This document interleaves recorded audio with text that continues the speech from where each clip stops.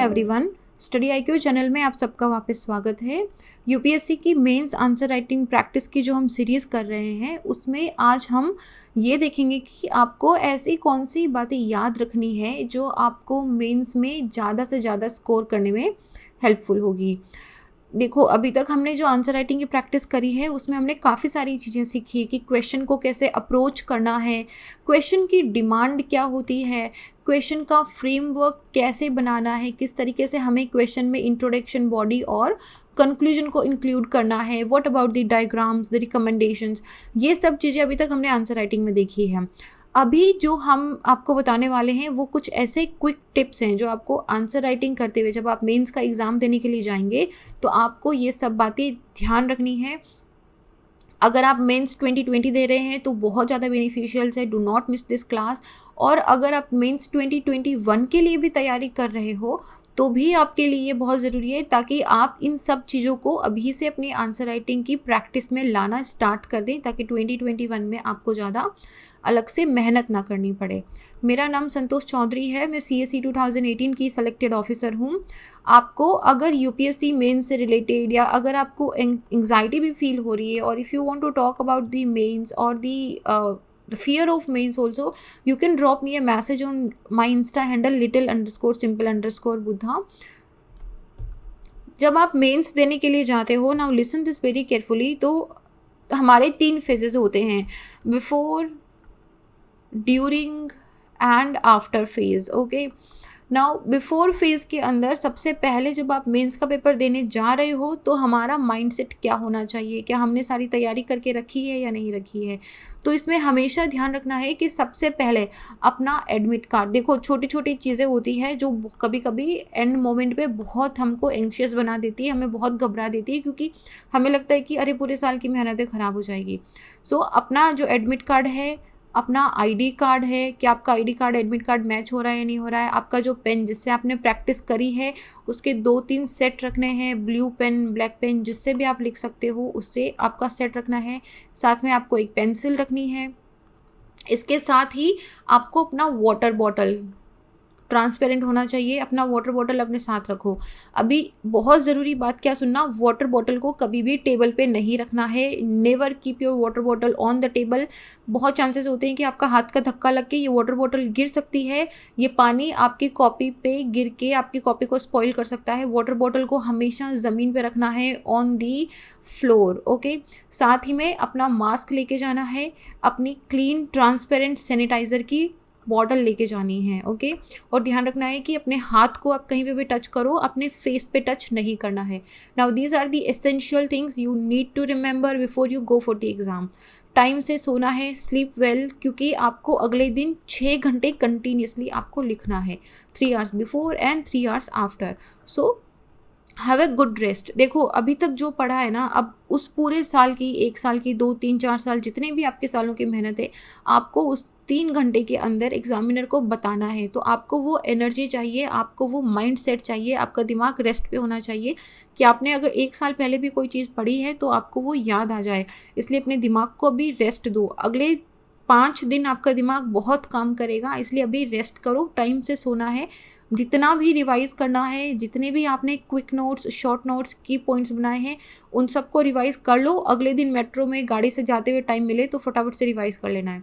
बहुत ज़्यादा एंग्शियस नहीं होना है, कोई बात नहीं, आपने बहुत अच्छे से तैयारी करी है। So you will get through this exam.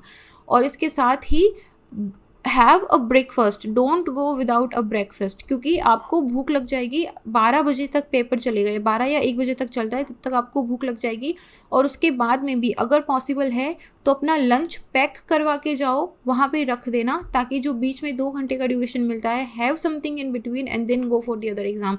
You do need a lot of energy to continuously write for the 3 hours. बहुत एनर्जी चाहिए होती है, आपका हाथ दर्द होने लग जाता है। सो ये सब छोटी छोटी चीज़ें होती है, लेकिन see I am telling you this very real story कि बहुत बार हमारा हाथ दुखने लग जाता है, हमको भूख लगने लग जाती है, हमारा पेपर पे से फोकस हटना स्टार्ट हो जाता है और आपका दिमाग 100% कैपेसिटी से काम नहीं करता है। तो अभी हमें वो सारी काम करने हैं जिससे हमारा दिमाग 100% कैपेसिटी से काम करे। तो आपको ब्रेकफास्ट करना है टाइम से, अगर आप आज तक मिस करते आए हो, मत मिस करना एग्ज़ाम के टाइम में। अपना लंच पैक करवा के लेके जाना, अपने जो भी की नोट्स हैं, की पॉइंट्स हैं वो लेके जाना। मेडिटेशन करो ताकि दिमाग में एकदम शांति रहे, इनर पीस रहे, माइंड एकदम सेटल रहे, पॉजिटिव माइंडसेट के साथ रहे। और अपने जो भी एडमिट कार्ड, अपना पेपर वगैरह है, उन सबको पहले से सेट करके रखो ताकि जाते हुए भागा दौड़ी ना हो। एग्ज़ाम सेंटर कहाँ पे है आपका, उसको पहले से देख लो कितना टाइम लगेगा। उसमें ट्रैफिक जैम की अगर सिचुएशन होती है तो आधा घंटा पौन घंटा पहले निकलो, आधा घंटा वहाँ पे पहुँच के रिवाइज कर लेना, रेदर देन कि आप भागा दौड़ी में जाओ और फिर आप आधा पेपर उसमें छोड़ना स्टार्ट कर दो। Now this is one thing. इसके अलावा आप पेपर को स्टार्ट करने से पहले पॉजिटिव माइंडसेट के साथ जाओ। इस सेट के साथ कभी मत जाना कि यूपीएससी तो कुछ भी पूछ लेती है, कुछ भी पढ़ो, कोई फ़ायदा नहीं होता।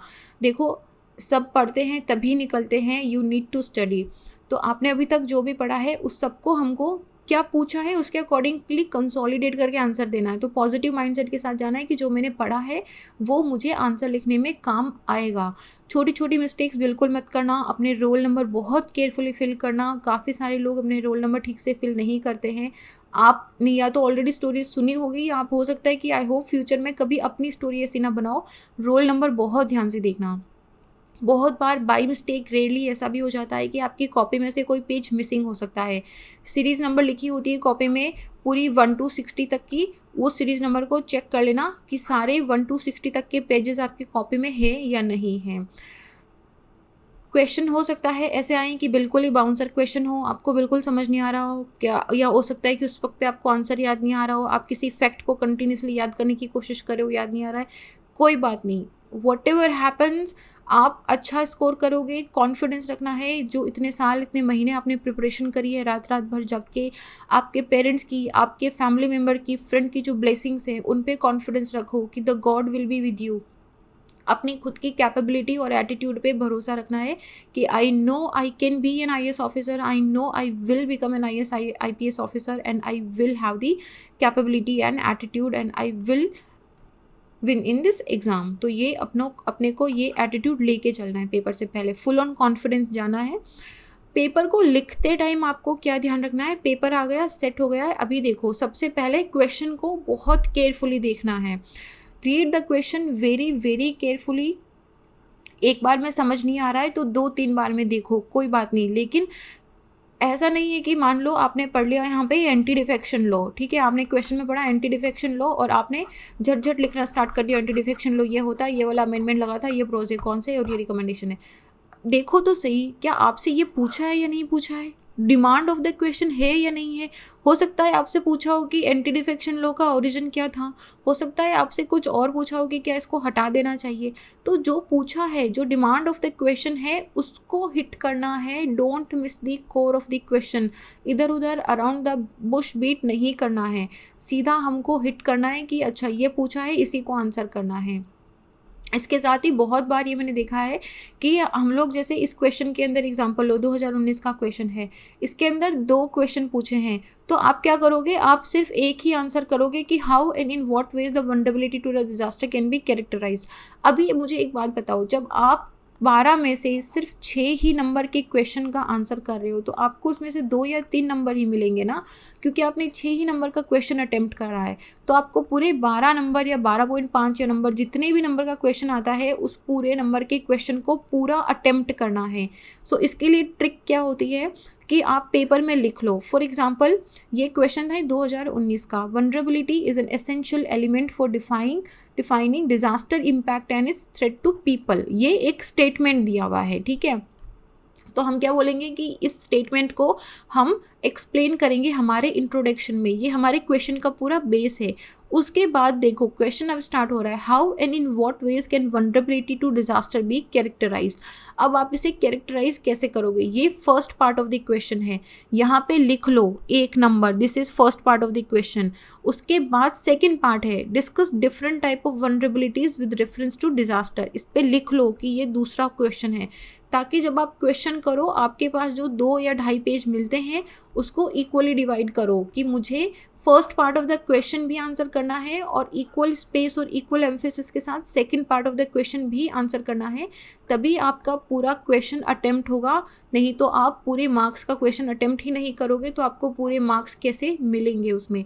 तो ये चीज़ सारे क्वेश्चन में ध्यान रखना है। जैसे ही क्वेश्चन आए मार्क कर लो कि अच्छा ये पहला आंसर करना है, ये दूसरा आंसर करना है, मैंने दोनों क्वेश्चन आंसर करे या नहीं करे। और दूसरा, डिमांड ऑफ द क्वेश्चन क्या है, तो यहाँ पे हाउ, व्हाट, कौन सी वल्नरेबिलिटी इज कैरेक्टराइज्ड, इसको आप ऐसे अंडरलाइन कर लो या जैसे भी आपको लगता है इसको अपनी आंखों के फोकस में लेके आ जाओ कि मुझे इस चीज़ को ध्यान में रखते हुए इस क्वेश्चन का आंसर करना है। इसके अलावा इम्पॉर्टेंट चीज़ क्या होती है कि do justification with your question. जो आपसे पूछा गया है उसी को लिखो। अगर मान लो एक क्वेश्चन आ गया, जैसे लास्ट ईयर साइबर डोम का क्वेश्चन आया था। नाउ अगर आपको साइबर डोम का क्वेश्चन नहीं पता है, स्पेसिफिकली आपको पता ही नहीं है कि वो क्या है, तो यार वहाँ पे बेमतलब के, जैसे आप इंजीनियरिंग में या किसी दूसरे एग्जाम में करते हो, बेमतलब के झूठे आंसर मत लिख के आना। That will give a very wrong impression. Wrong impression के साथ ये आपका टाइम, आपका एनर्जी लेके जाएगा। क्योंकि अगर आपको कोई क्वेश्चन नहीं आता है, मान लो साइबर डोम का क्वेश्चन आपको नहीं आता है, तो आपको जनरली 7 से 8 मिनट मिलते हैं किसी एक क्वेश्चन को अटेम्प्ट करने में। आप पहले इसको सोचोगे 3-4 मिनट कि मैं इसमें क्या लिख सकता हूँ, फिर आप इसको लिखोगे 5-7 मिनट में, तो आपने डबल टाइम खो दिया है। और इसमें आपको मिलेगा क्या, 0 नंबर, क्योंकि आप क्वेश्चन आपको आता ही नहीं है, आप तो ऐसे ही उसमें कुछ झूठा फेक आंसर लिख के आ रहे हो।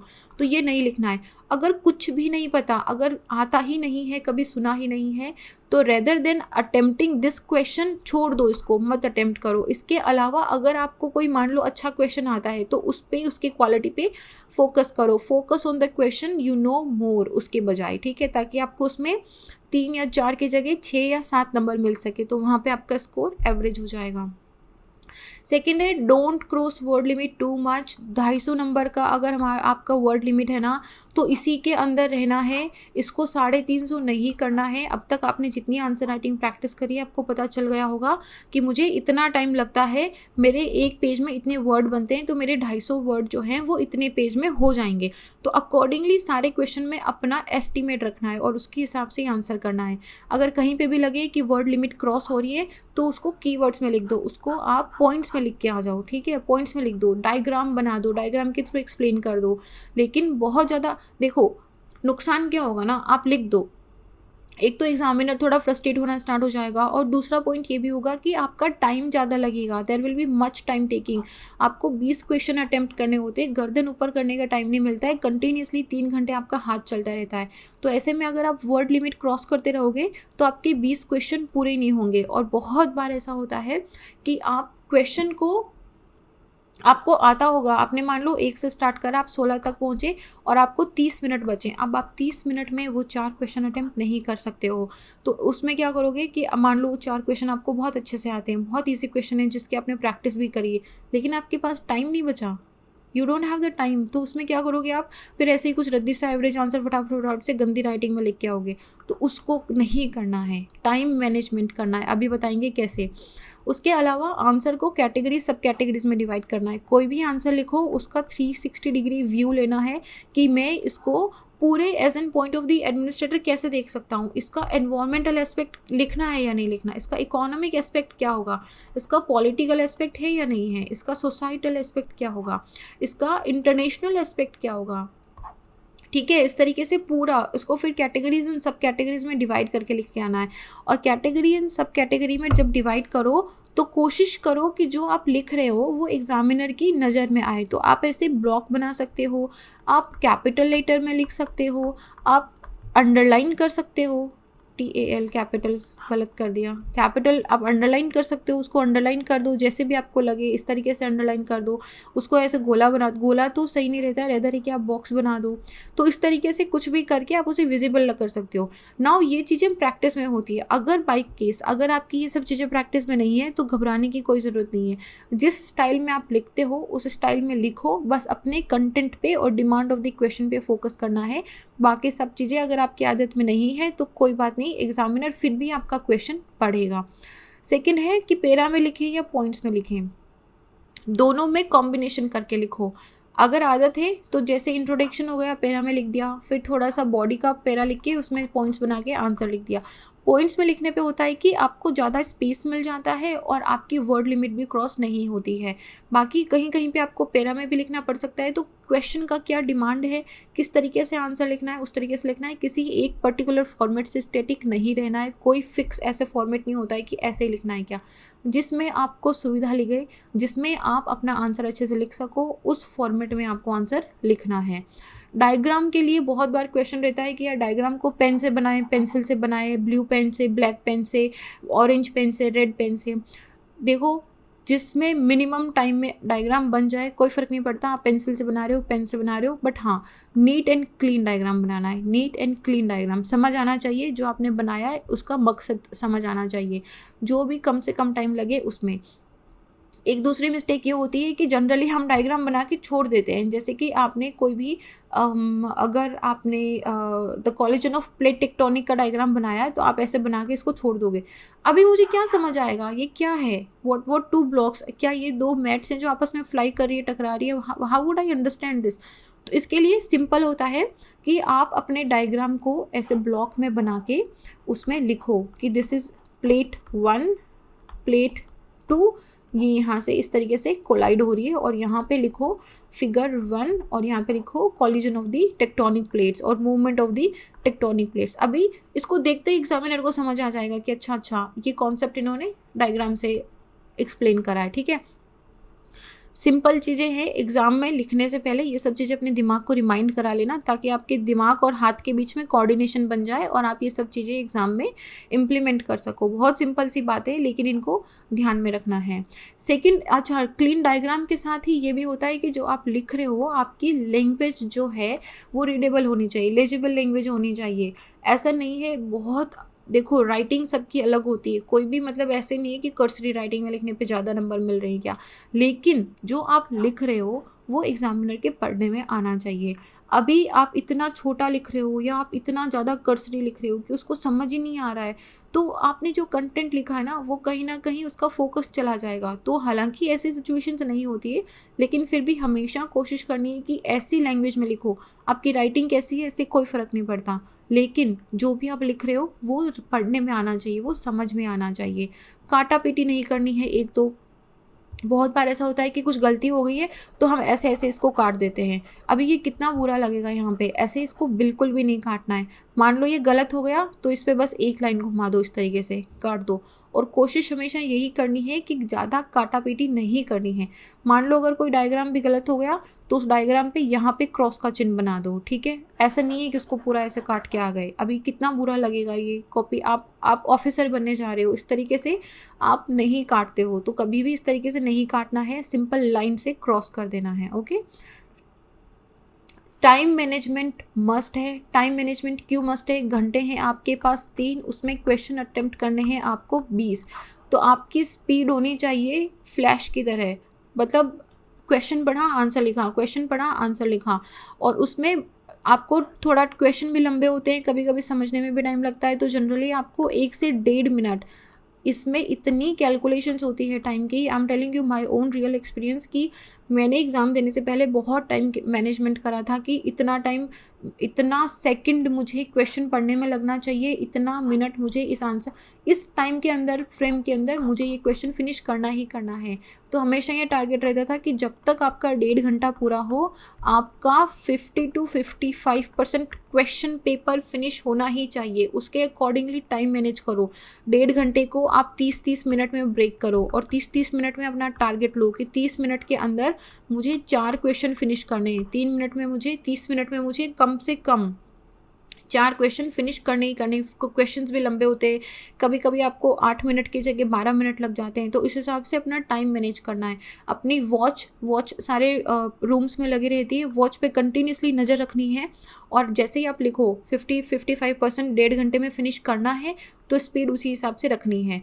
बहुत बार एक क्वेश्चन बहुत ज़्यादा टाइम ले लेता है, ठीक है। कभी कभी होता है कि आपको एक क्वेश्चन में आप अटक गए, आपको समझ नहीं आ रहा है, आप सोचे जा रहे हो, करे जा रहे हो, 20 मिनट दे दिए आपने उस क्वेश्चन को, और इवेंचुअली क्या हुआ, उसमें आपको 2-3 नंबर मिलेंगे। अभी मुझे बताओ इसका क्या कॉस्ट बेनिफिट रेशियो रहा। किसी एक क्वेश्चन में अटक गए, नहीं आ रहा है, कोई बात नहीं, 5 मिनट तो बहुत ज़्यादा बोल दिया मैंने, 5-10 सेकेंड का पॉज लो, समझ आ रहा है तो ठीक है, नहीं तो आगे स्किप करो, उसको थोड़ी देर बाद में सोचना। सारे क्वेश्चंस अटेम्प्ट करने हैं, please attempt all the 20 questions. अगर बिल्कुल ही नहीं आता है कि सुना ही नहीं है कभी, तो वो एक डिफरेंट केस है। बाकी सारे क्वेश्चन अटेम्प्ट करने हैं, सारे क्वेश्चन को इक्वली टाइम डिवाइड करके करना है। बहुत बार ऐसा होता है कि हम 20 में से 10 क्वेश्चन तो इतने लिखते हैं ना, इतने अच्छे लिखते हैं कि माशाल्लाह आपको 12.5 में से 15 नंबर मिल जाएं, लेकिन ऐसा होता नहीं है। तो हमेशा आपको एवरेज मार्क्स पे, एवरेज जब कैलकुलेट होके आते हैं ना, तो वो बहुत बड़े नंबर बनते हैं। ठीक है, ऐसा नहीं है कि मान लो 10 क्वेश्चन में आपको 6-6 नंबर मिल रहे हैं और बाकी जो 10 क्वेश्चन है उसमें आपको 2-3 नंबर मिल रहे हैं, तो इसमें कितने नंबर आएंगे आपको? 60 + 30 मान लो 90 नंबर आएंगे। ठीक है, बाकी अगर आप पूरे 20 क्वेश्चन को, अगर आप ऑन एन एवरेज 5 या 5.5 नंबर भी लेके आते हो, तो ये आपको ऑन एन एवरेज में 100 नंबर दिलाता है, तो ये ज़्यादा रहा ना। और यूपीएससी में आधा नंबर, 1 नंबर भी मैटर करता है, इसलिए कभी भी ये लगे ना कि इस क्वेश्चन में मुझे आधा नंबर, 1 नंबर एक्स्ट्रा मिल सकता है, तो उसको छीन लो, मत छोड़ना उसे, कभी भी मत छोड़ना। आधा आधा, 1-1 नंबर करके आपको ये IRTS से आपको सीधा IAS IPS में लेके जा सकता है, इसलिए these things like it matters a lot. इसके साथ ही कोई सेट पैटर्न नहीं होता है, ऐसा मत करके जाना कि नहीं ऐसे ही लिखना है आंसर। मेरे को अगर दूसरी क्रिएटिविटी भी लग रहा है कि मैं इनोवेटिव लिख सकता हूँ तो मैं नहीं लिखूंगा, नहीं। Use your creativity, use your innovation. कोई स्ट्रिक्ट पैटर्न नहीं है कि ऐसे ही आंसर लिखना है क्या, लेकिन हाँ कुछ रूल्स होते हैं जो आपको ये बताते हैं कि आपका answer sophisticatedly, like as an officers return answer लिखना चाहिए, बस that is the only rule. ध्यान रखना, don't be anxious, it's okay, it's perfectly fine. आपने बहुत तैयारी करी है, आपने सारी मेहनत करी है, यू डिज़र्व दिस। आपने प्रीलिम्स क्लियर कराया, कितने कम लोग प्रीलिम्स क्लियर करते हैं, उसके बाद आप मेंस दे रहे हो, then you should be very motivated, very confident and very proud of yourself. अगर आपको एग्ज़ाम के बीच में सडनली एंशियस लगता है कि मुझे तो आ ही नहीं रहा है, अब मैं कैसे करूँगा, पता नहीं, मेरे तो पूरा साल बर्बाद चला गया, मैं क्या होगा, take a deep breath, take a 5 minute break, sit, focus on your breath, meditate, remember कि आपने इतनी मेहनत करी है, आप ऐसे छोटी सी बात को नहीं जाने दे सकते। अगर आपको 20 में से एक क्वेश्चन नहीं आता है तो कोई बात नहीं, 19 क्वेश्चन तो आते हैं ना, you still can score. Faith, have faith in your parents, have faith in their hard work, have faith in your hard work. ये टाइम नहीं है कि आप गिव अप करो या एंशियस हो जाओगा, ये वो टाइम है जब आप फाइट करोगे। कोई भी प्रॉब्लम आए, कुछ भी मुश्किल आए, छोड़ो उसे, साइड में रखो उसे। अभी 3 घंटे पेपर पे फोकस करना है, उसमें अपना 200% दे के आना है। छोटी बड़ी चीज़ें होती रहती है, बाद में देखेंगे 3 घंटे के बाद में, अभी सिर्फ और सिर्फ पेपर पे फोकस करना है। इसके साथ ही अगर आप बिल्कुल डिमोटिवेट मत होना, कुछ लोग बिल्कुल अंदर जाने तक पढ़ते रहते हैं, अगर आपको नहीं पढ़ने का मन हो रहा है, आपको लग रहा है कि आपने सफिशिएंटली रिवाइज कर लिया, it's okay, have faith on your preparation, कोई बात नहीं। सबकी अपनी unique mind and preparation strategies होती हैं, उस पर बिलीव एंड कॉन्फिडेंस रखना है, बाकी सब ठीक हो जाएगा। एंड बिल्कुल भी डरना नहीं है, जो मैंने बातें बोली है उसको आराम से एक बार देख लो, सब कुछ सेटल कर लो। आ गया है टाइम जब अपने को फाइट करनी है, and give your best. Okay, you have prepared the best, give your best. You are an officer, go with an attitude of the officer कि मैं हूँ ऑफिसर, और उसी एटीट्यूड के साथ आंसर लिखना है और क्वेश्चन को अटेम्प्ट करना है, और इसको पूरे मेंस को बहुत अच्छे से एस करके आना है। ठीक है, you all have all my best wishes, I wish you all the good luck, and I really hope कि आप में से जो भी मेंस लिख रहे हैं वो सारे सक्सेस हों, and you all give interviews and then we talk about the interviews also from our channel also. We wish you all the very best, and if you want to talk about UPSC mains, अगर आपको कुछ भी anxiety लग रही है, if you feel कि मुझे समझ नहीं आ रहा ये वाला पॉइंट कैसे होगा, feel free to drop me a message on my Insta handle little_simple_buddha। अगर आप 2021 के लिए भी दे रहे हो तो भी, अगर आपको आंसर आईडी में लग कि मुझे क्या टेक्निक होना चाहिए, you can drop me A message. So this is ये मैंने स्पेसिफिकली इसीलिए वीडियो बनाया था कि अभी तक हमने जो भी पढ़ा है ना वो सब वेस्ट नहीं जाना चाहिए। अभी टाइम आ गया है कि हम फाइट करें, and I have given this video a week before, ताकि आप लोग अपना माइंड सेट उस हिसाब से रख लो, अपना एक पेपर चिपका लो या दिमाग में जैसे भी आपको याद रहता है वैसे याद रखना है, ठीक है। Now this is the time when we need to fight at our best. So I wish you all the very good luck, and this is it in this. We'll continue our answer writing series throughout the year for the 2020 aspirants also, but this was specifically for those students who are writing mains this year. So this is it. I wish you again the very best, and thank you.